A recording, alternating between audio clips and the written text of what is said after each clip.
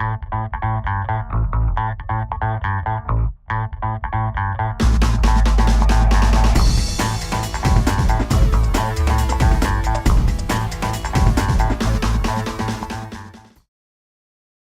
up, YouTube and Facebook? This is your man, Big B Productions 100, aka Brian Feaster. Some of you people may know me as the HDR King of Chicago.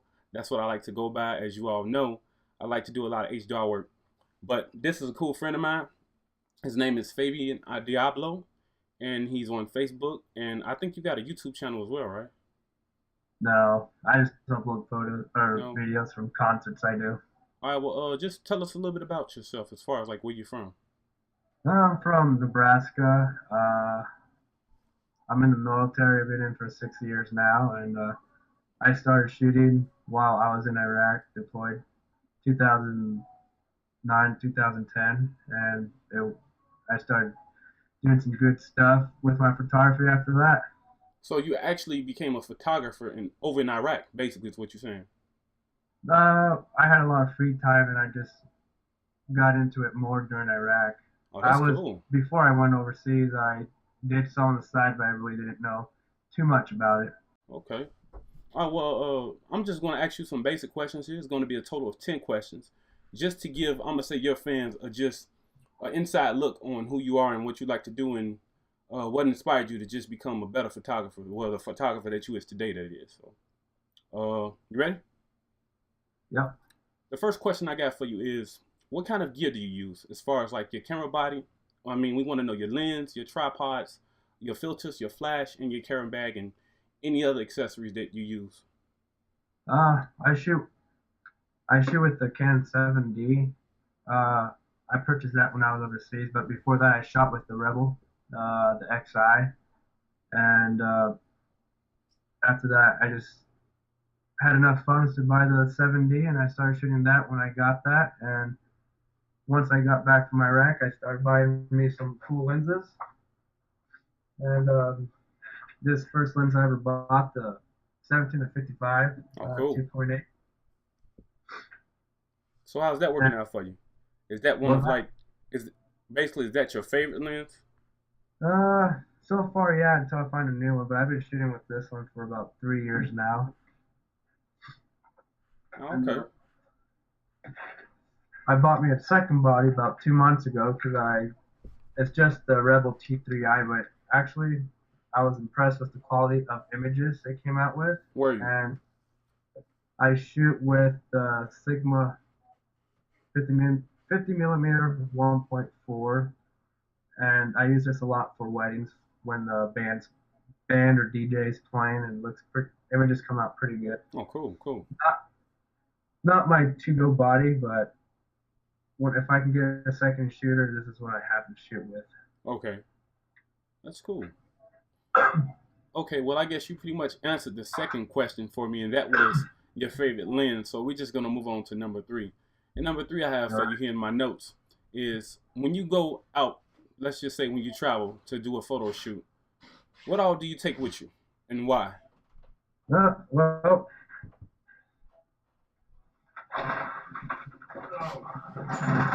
I take this back here. Oh, wow. I don't have a camera bag because they're all too expensive, and I paid $100 for this bag, and it's a military bag. So I fit all my camera gear in here, and I'll pull out what I have in here. I guess whatever works. You know, I don't really agree with all that, like going out spending $200-300 for a camera bag. You know, it's kind of like whatever works best for you. You know, just make sure that it's well protected as far as like with all your gear in it. You know, that's some pretty expensive equipment that you can be toting around. So, well, then what I have in that camera bag, I got my 70 to 200 millimeter Tamron lens. I take these gel packs. You can buy them on Amazon for about $5. Roscoe, don't go to your local camera store because they'll charge you about $20 for 5 sheets. Wow. You want to save some money when you're doing this. And I shoot with the Yanugo receivers and transmitters. They're cheap, $30. Yeah, those are pretty sweet, I heard. Yeah, they work great. You got, I think, 16 different channels you can choose from. Okay. I did start out with the CyberSync 16 or the PowerSync. Okay. Uh, I know that's a question for later on, so I'll talk more with it about that All later. right. I shoot with a Canon Speedlight. Uh, I paid $100 for this on B&H Photo. You don't need expensive gear That was a for what sweet you deal. want to do.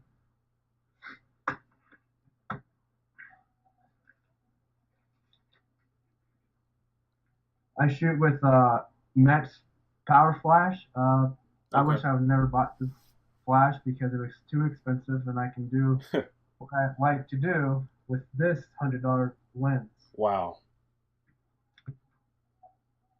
Beginner's mistake. And then I got 4 cases of these of rechargeable batteries for the flashes, Those come in and handy. I got my batteries charging right now. $4. I don't remember where I bought them. Electrical tape for my gels and flash. Okay.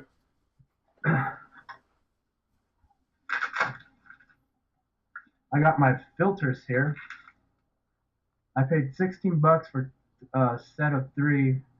It comes in a pack like this on Amazon. Okay. Again, don't go to your local camera store because you buy one for about $50. That's just a Yeah, waste of money. that's crazy.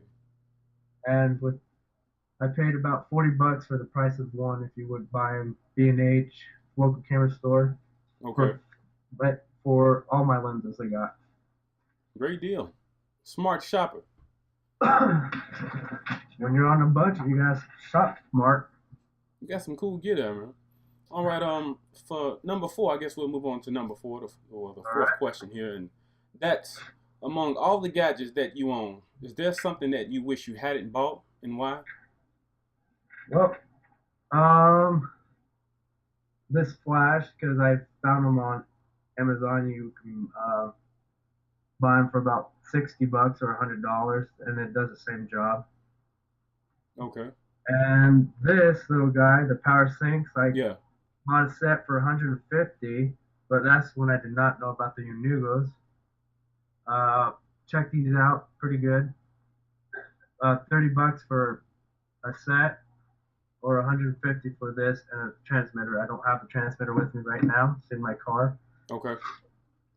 And I got some alien bees, and I love those. And everybody should have a set of alien bees. That's one thing I have to say, man. Being a photographer, it's all about learning. Learning as you go, because I feel like there's so much to learn as far as about being a photographer that you can never know everything. So as you go along, you meet so many different people around the world while you're out there in the field and you're taking photos and you're learning new things. You're learning new tricks and new tips every day. I mean, every step of the way you're learning something new. So that's one thing I love about being a photographer and doing HDR that I like to do up here in Chicago. But enough about me. It's all about you. So for number five, I'm going to ask you is, when you're in the field, what are some of your settings as far as your aperture and your shutter speed and on up to your ISO? Um, when I'm in the field, I shoot and I shoot raw and manual, Okay. and I shoot with the speed lights all the time. Unless I need more power, I'm gonna shoot during high noon. I can take my alien bees and my battery pack for it. And well, my settings when I use my flash about 4 in the afternoon, I'm shooting about 5.6 aperture and shutter speed about 100, and my ISO I always keep it about 160. And it varies on where you at, how's the sun and clouds, Right. so it's always changing. No, that's great to know. I'm pretty sure a lot of people wanted to know that as far as like with the camera settings and everything, because we all use different settings. So I'm glad you provided us with the info that you use and everything. So down to number six, and that is, let me look in my notes right here. What kind of tools do you use for your post processing? Um, I shoot with Lightroom 5.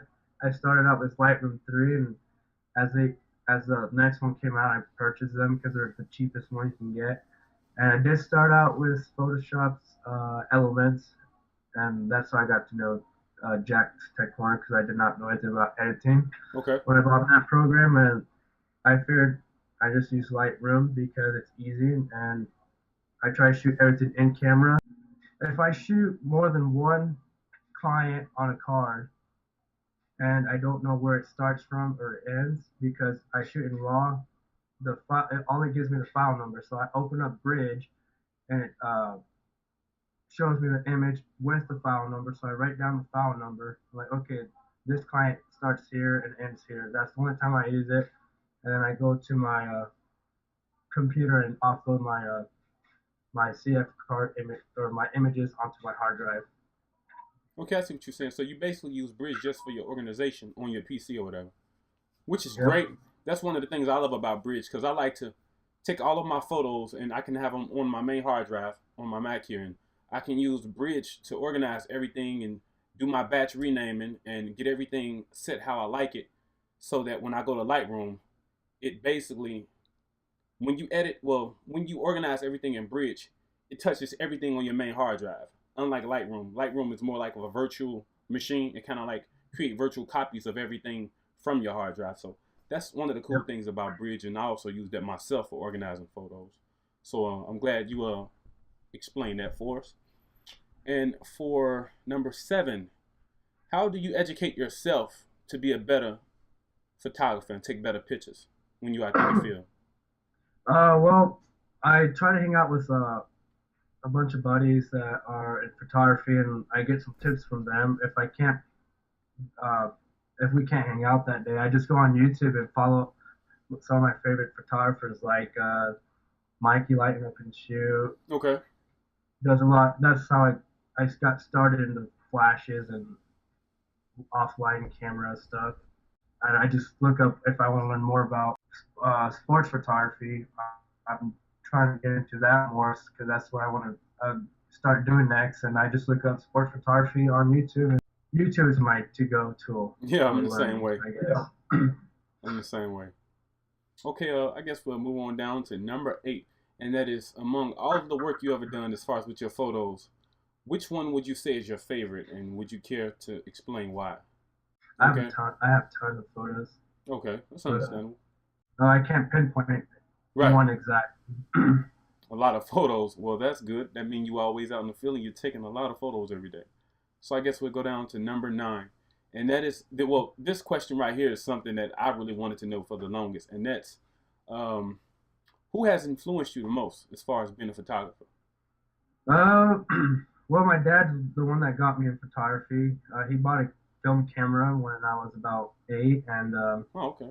cared too much about it until I took it and started shooting pictures, and he went to go develop them. And that's when I started to like the art of photography. And then I just enjoyed photography, and I was a little kid, couldn't get my own camera, and as I graduated high school, that's where I saved up, and that's how I got my Rebel XXI, Cool. XSI, and started shooting with that. And when I went overseas, that's when I got my 7D because I could afford it at the time. So and yeah, my dad's the one that started it off for me. Okay. So it's because of your father, basically. Yep. Okay. Great. Down to number 10, and this is the last and final question, and that is, what is the one thing that you wish you knew back then when you started over in Iraq that you know now? I wish I would have known ISO, shutter speed, and Okay. aperture for like at the beginning, but other than that, I wish I would have known gear because I spent way too much money Yeah. on buying gear that I don't even use, and I paid a lot of money for gear, and I found out if you buy good gear that's not too expensive, you can still get some great images. So I guess I know before we started this, you told me that you had a couple of photos that you would like to show, some before and after shots that you did. Yep. All right. I'll bring it up here shortly. Can you see my screen? Yes. All right. Here's a couple I took. I'm gonna say about a month ago, 2 months ago. Um, it was a cloudy day.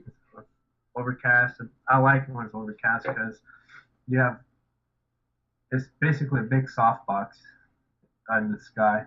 But here's one that I took, and it's the before, and here's the after. Oh, that's great. That's amazing. And they like this picture so much they're gonna put on their invitation cards, save the dates. Cool. Here's one here. Before this straight to the camera, and then after. I didn't have to do much. I just gave it that magazine look, the Okay. faded kind of washed out look. And then this one, this is straight to the camera. I didn't do much editing except for vignette because I liked it how it was. Yeah, yeah, I like that. I actually seen that on your Facebook page as well. Well, your like page. Yeah, the Facebook page. Yep, I Yeah, have that up there, yeah, I like that. That's a nice shot. and that's some of the ones I've done here recently. Okay.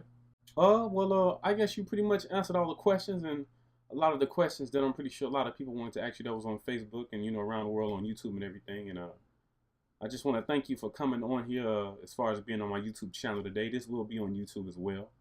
And again, this is Fabian Diablo, and I'm Brian Feaster, the HDR King of Chicago. And I just want to say thank you, and it was great, man. Appreciate Yeah, you're welcome. Hope you guys learned something out of it. it. Cool.